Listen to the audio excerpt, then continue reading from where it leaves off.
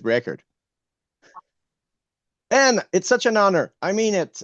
So many bands that have such a legendary place in the puzzle of music that you've been involved. But for people, and I would be surprised that don't recognize those beautiful glasses, those beautiful hair, that beautiful face. Who the fuck are you? Well, I am Gene Hoagland, and I have been in the metal community for 45 years at least, and I've been a professional musician since about 1984. So that's how that goes, definitely. You joined Def at the beginning of the 90s. That band have such an important place in history, and you're now touring with the tribute band of Death with members that been involved in that project. When you think of metal, you don't think about Florida before that. I mean, Death put metal into Florida and injected like a fuel, and a scene was created, and so many bands that are well known now, I've been influenced through that music. But before talking about that and how you joined and that project right now, I'm curious, let's get back to when you were a kid. How did you start discovering music, and were there people around you that influenced you? Were you from a family of musicians? Well, my family wasn't very musically inclined in the playing side of things, but they were definitely all music lovers. So my parents liked to tell the story about when I was 2 years old. I forced them to go to the record store and pick me up the single from Santana, which was a song called "No One to Depend On," backed with Taboo, and that's when they came in those little 45s, and so my mom used to like to tell me about that, and I just grew up listening to all I grew up with the AM radio of in Texas and all the kind of pop stuff. That's all really well known stuff now. And then as I got a little bit older, I started getting into what is now known as like the classic rock from the mid to late 70s, that kind of thing. And my sister and my cousin Ken were both a few years older than me, and they were big influences on my early rock and roll sort of discoveries and things like that. A lot of my musical discoveries.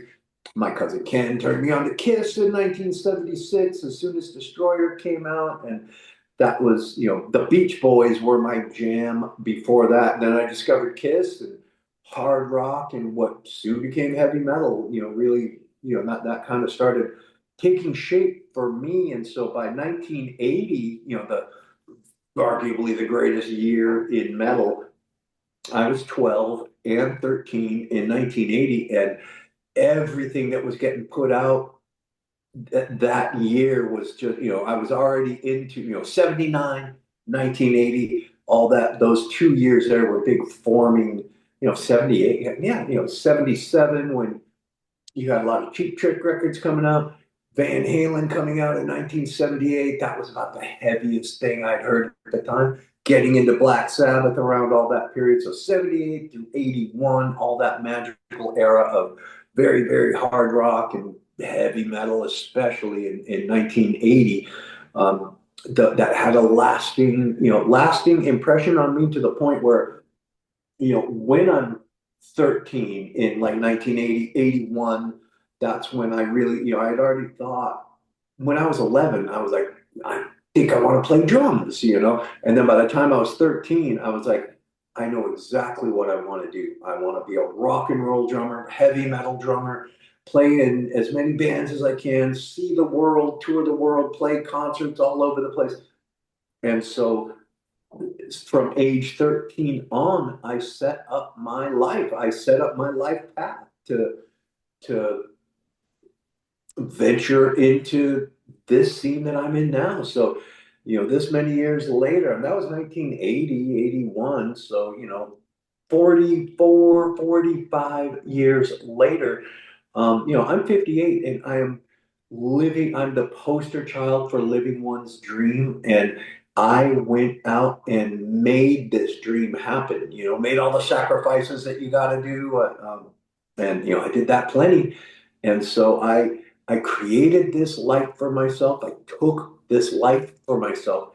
And I'm like I say, poster child for living one's dream. I am it, absolutely. That's so interesting, and it's so cool, like because you stick to it, and that's the hard thing. Remember when you started playing drum? I'm sure it was frustrating. It's tough. Learning an instrument, it's not an easy thing for most of people. Of course, there's people that got that talent, that thing that when they started up, they still got it. But there's just a few people, and the most interesting story are like that. People that knew and just stick to it and embrace what life wanted to them and just stick to it. Not wanting more, not wanting less. Appreciate what you have. And I think that's what musicians should position themselves, not trying to boost the ego or get the money. It's all about, being proud of yourself and what you achieve. And I think you did that for 40 years. I mean, come on. Thank you.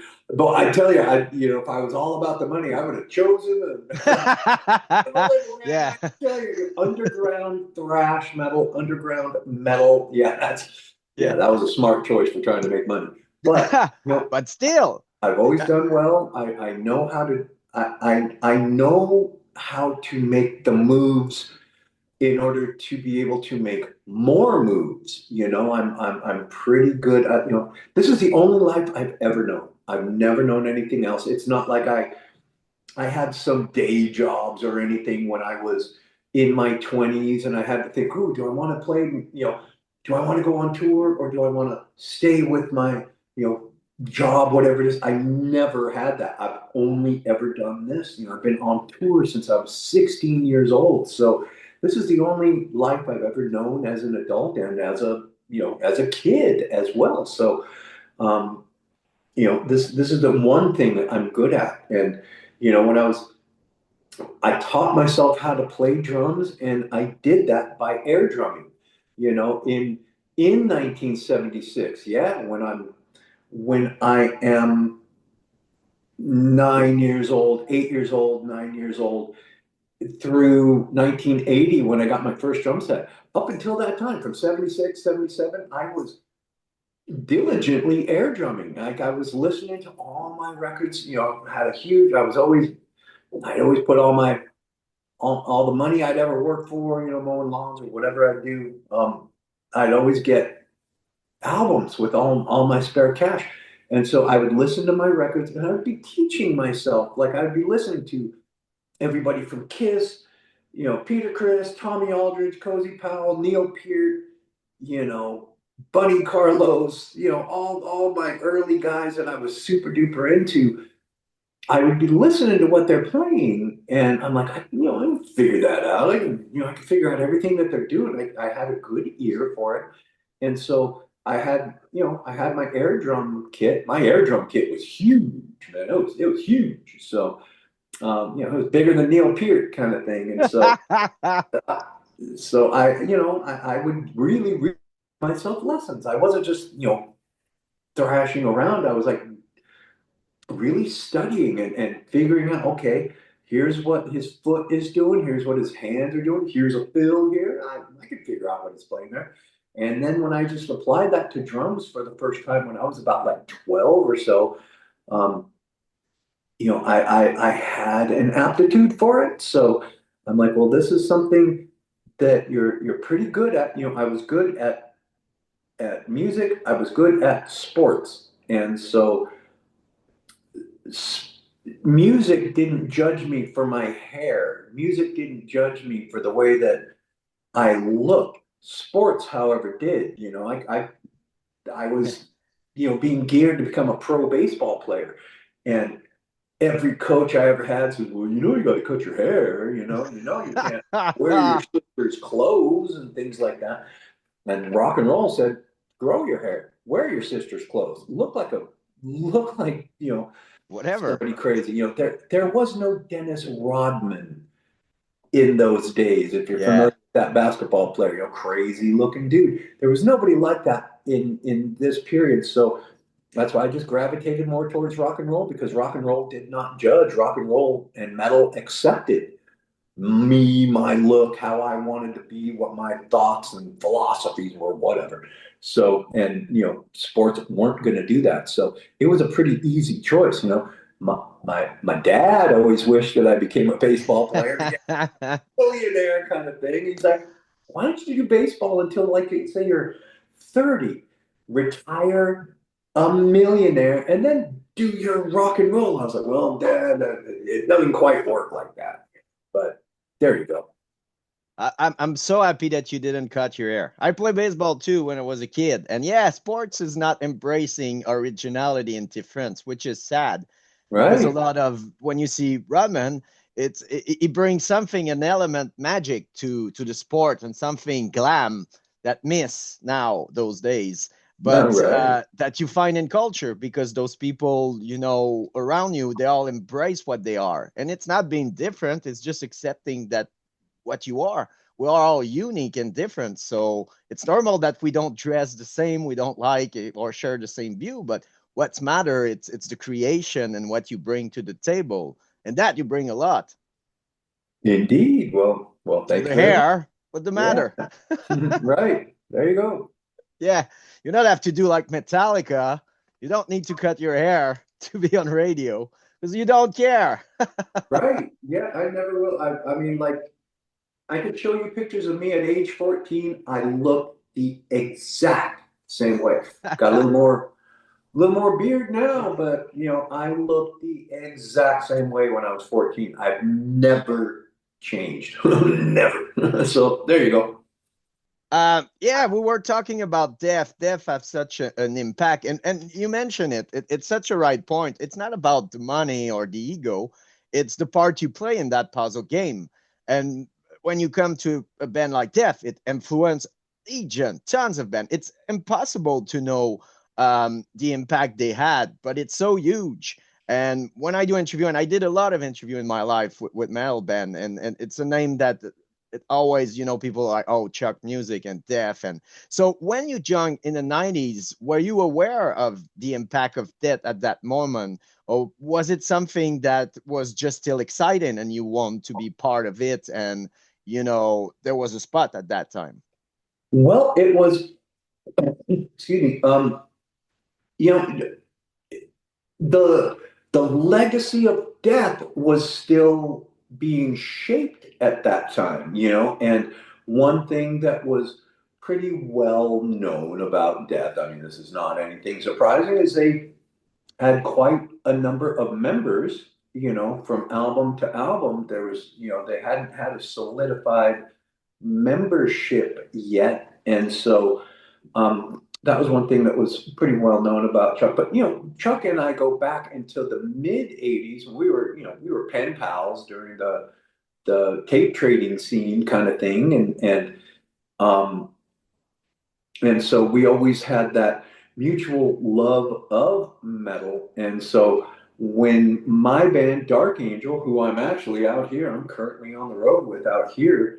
I'm backstage at some place in Pittsburgh or somewhere, and so when Dark Angel, we kind of went by the wayside.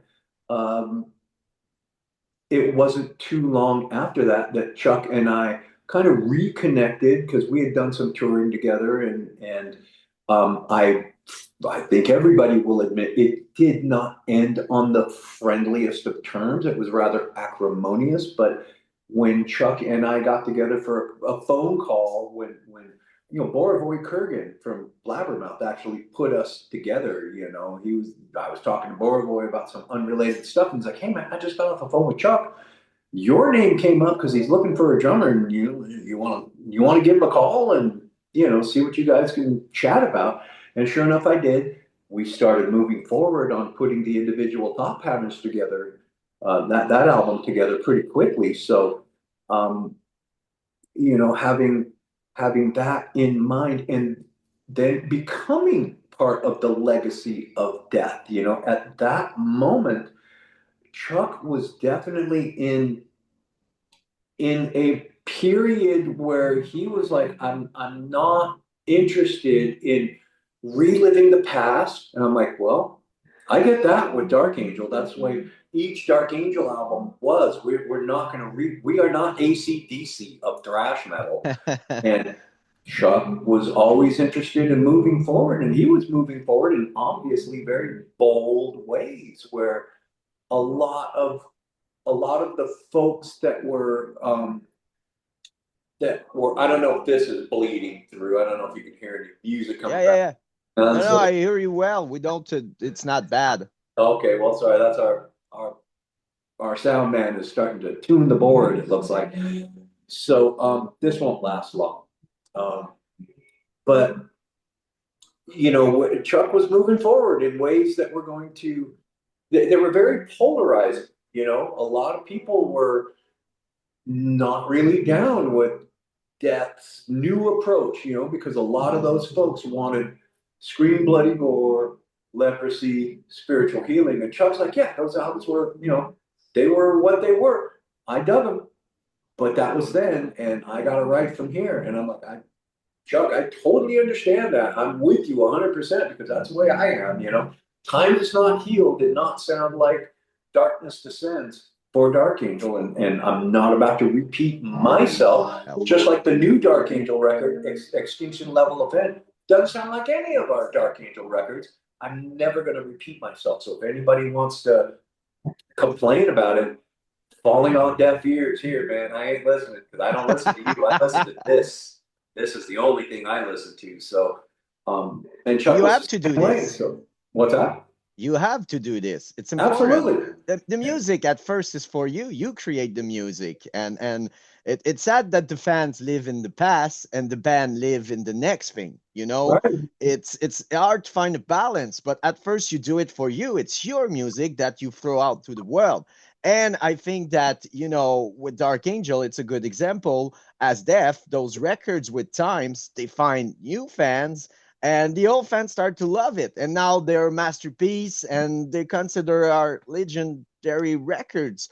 It's just a matter of time, Indeed. and I people. agree with that. And but in the here and the now, for a lot of like say maybe Dark Angel fans are like, hey, we wanted Darkness Ascends Part 2, or we wanted Time Is Not Healed. Right now they're upset, but believe me, the new Dark Angel record, Extinction Level Event, that's a face melter. Check it out. Don't be a pussy. Go listen to it. I don't want to hear your complaints. Go listen to it. That's all. But when it comes to death, yeah, there was a lot of people that just could not grasp it. I've mentioned before that Symbolic was not really all that well received by the fan base at the time. And Chuck was like, I don't care. And I love it. I dug it. I dug the record myself. So, it's not going to, it's not going to change anything. Chuck is still going to write the way Chuck wanted to write, and that's where eventually that's why he evolved over to Control Denied for him, that was where his heart led him, and he made a lot of bold moves with Death towards the end of the Symbolic era that absolutely created his next steps in his musical evolution, Yeah. Control Denied and things like that. So, somebody asked me a couple of weeks ago, or a few days ago, actually, what do you think Chuck would be doing now? And I'm like, I have a feeling he would be really exploring all the avenues of Control Denied that he could, because that was more of that was where his heart was at, traditional metal. He was always into traditional metal. That's why there's very, very much a traditional metal approach to albums like Symbolic and Sound of Perseverance. Sounds like a lot of traditional metal was with the drummers losing their mind and the bassists going crazy and the leads going wild. But if you listen to the actual riffs themselves, pretty traditional, nothing too, Mm, out of this world yeah. sort of thing. So that's how that kind of left. Yeah, and I think that's why death has such a huge impact. Even people that don't go to extreme music would find something in death, that fit with what they love. And metal is not like the extreme metal is not for everybody, but I think death it is. And the fact that you try and you went to different direction, that's what they did in the 70s. All those prog band, they try. There was mistakes, but they didn't go to that thin line. And it's a choice. Motorhead, ECDC, love them. But yeah, there's records that are so similar. And they went to it. They accept it. If you embrace it, that's okay. But it's a choice. But as a listener and as a radio guy, I love things that, blow my mind and that I don't expect. And that's what that deliver. That's what Dark Angel deliver. It's something that you always surprise, but it's an experience. And then with time, you always find something because there's tricky thing, but there's a line, and it's still, Death and Dark Angel. Indeed, I agree with that. It's like it's one thing to be a creative person and just stick in one little vein. Hey, that's killer. But for me, like for Chuck and for others who just like to evolve, like, and that's the way Chuck felt about things. He's like, man, I'm not the same person I was 10 years ago writing that other material. That was me then. I wrote the way I was then, and I've evolved as a person. Whatever you want to call that evolution. Chuck was like, I'm just not the same guy I was a decade ago. So, how people are expecting that same music from me here today, I am not that dude. So I fully get that. I understand that fully. Totally. But the record is there. Go listen to it. It's immortalized forever. But All you're right. right. Right. Yeah, And and totally. and So when Chuck started up, it was almost like 15, 16. You don't want to yeah. recreate what you did when you were a teenager. I'm sure like read his old lyrics and was like, oh my God, that's a teenager smoking weed thing. But when you're later, 15, 20 years later, you grow up, it's so different. You're right. And it's cool that you understand that and you didn't stick to it, even if some fans would whine about it. But they always whine. People love to do that. You do it for Indeed. yourself. Yeah, that's why I don't listen. They do not whine into my ear at all, and nor did they Chuck's really. I can imagine, so that was, that's you, complaints never reach this department. I'm not in the complaint department.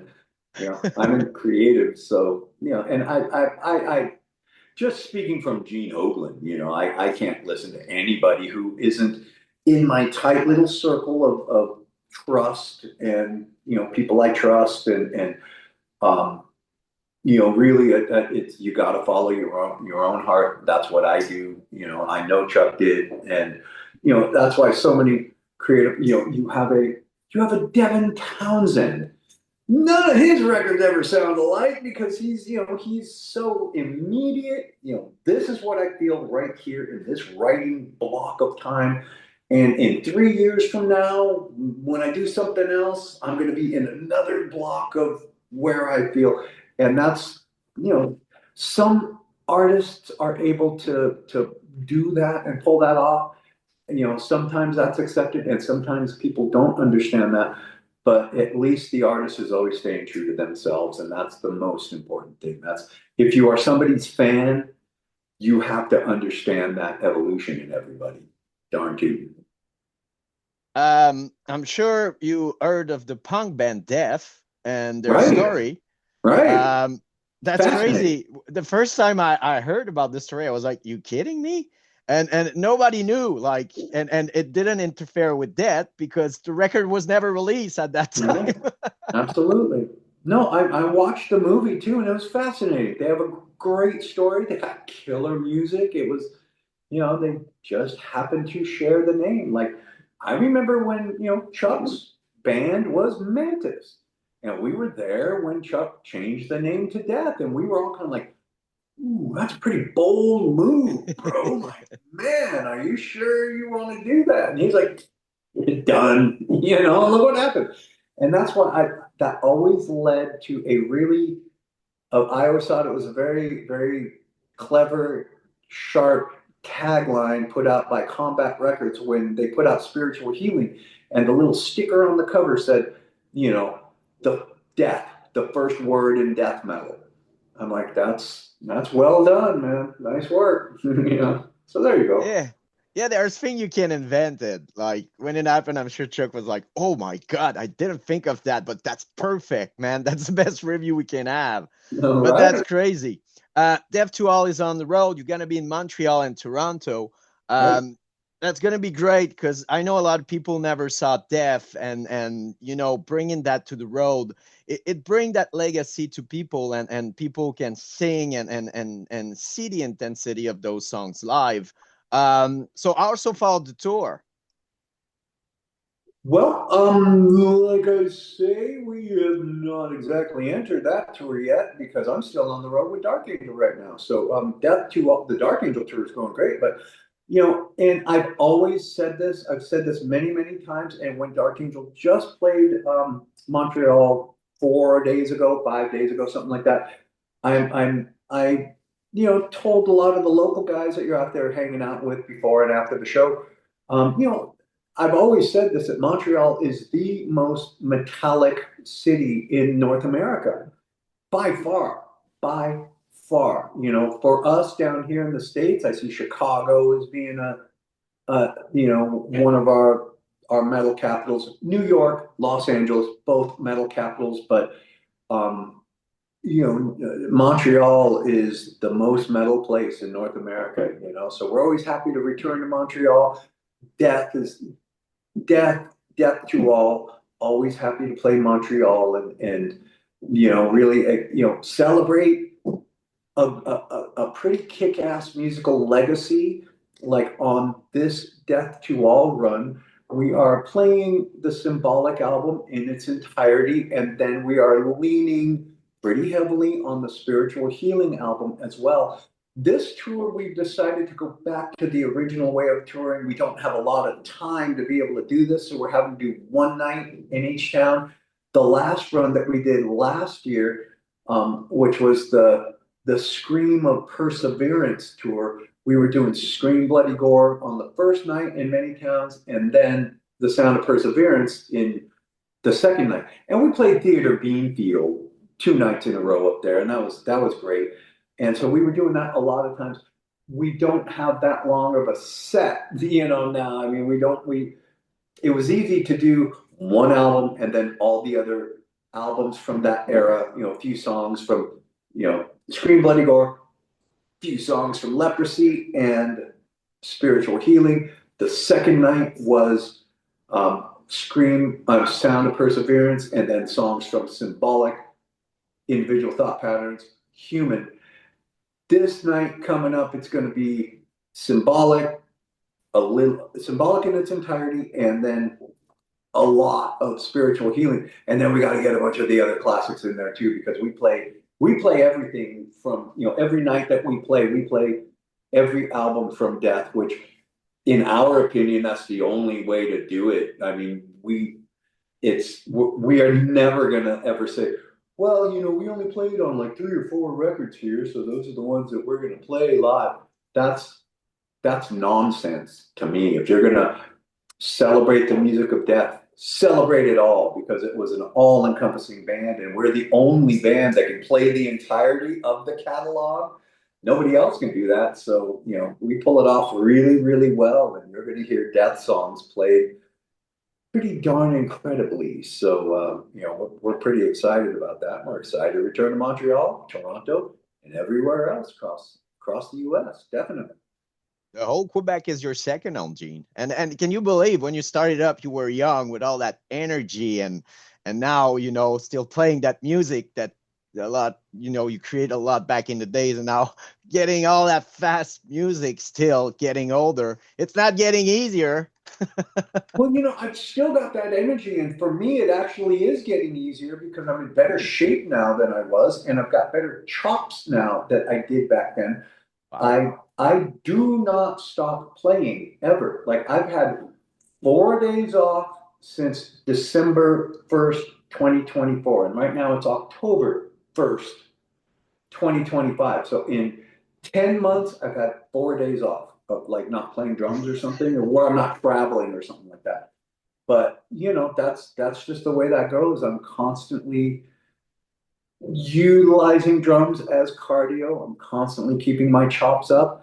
directly after this Dark Angel run that we're on, we start that Death to All run, and I've got to have all that stuff together and tight because um, we represent the music of death, but we also each individually we represent ourselves. That's what you do as a musician. You represent yourself.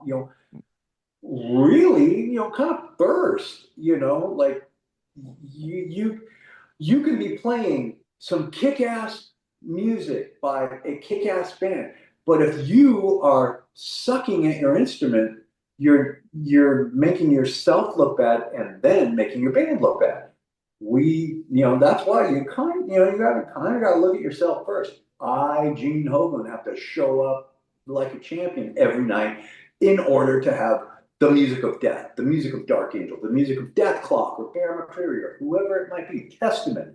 You know, you got to show up every single night in full on game shape. Like, I'm never allowed to have an off night. Last night for me was the weirdest night on this Dark Angel run. If I ever had an off night, last night was it. And you just aren't really allowed to have an off night. You know, money is too precious and concert tickets are too precious to phone it in and show up backstage and go, hey, what are we cutting tonight? That's, what songs are we going to cut out of the set because I'm too lazy to play them. That just does not happen in my world anyway. So not allowed to do that. Got to show up and hit it hard every single night. Absolutely.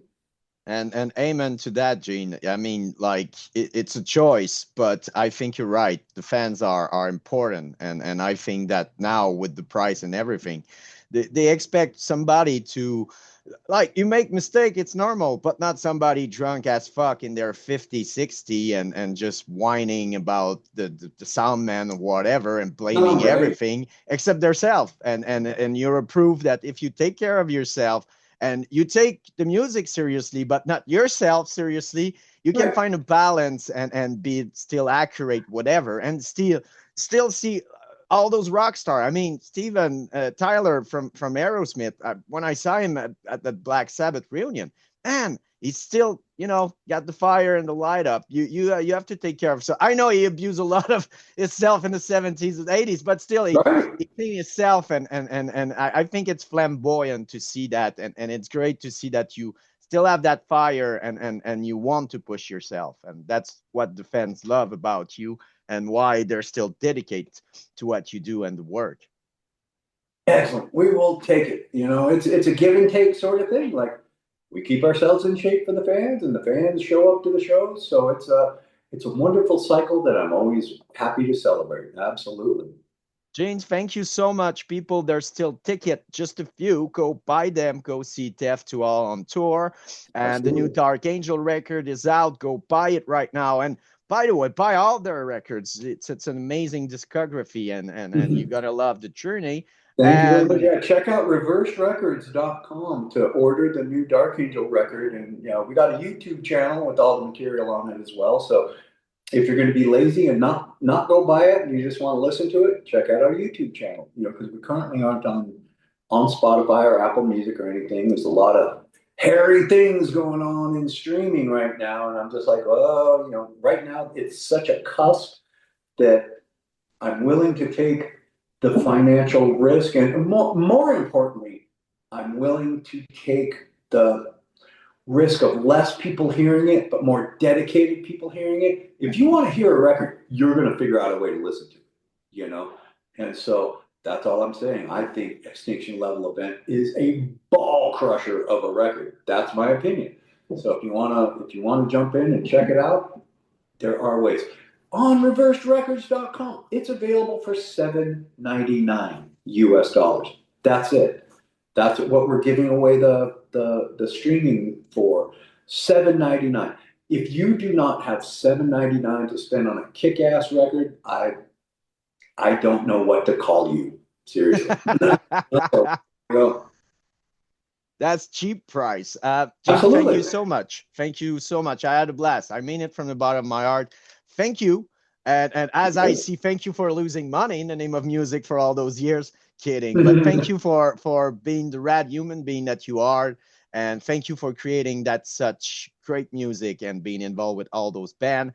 And we will have to do a part 2 and 3. I'm a guy of trilogy because there's so much to talk about. But for now on, thank you and have fun and see you in Montreal, my friend. Cheers, Eric. We will definitely do a part 2 and 3 anytime, man. Absolutely. Thank you, Gene. All right. Cheers. Take care. We'll see you. Bye Bye bye. bye. Prescription is what you need. No more inhibition. Set yourself free. Just let go. That's my only plea. A punk rock prescription.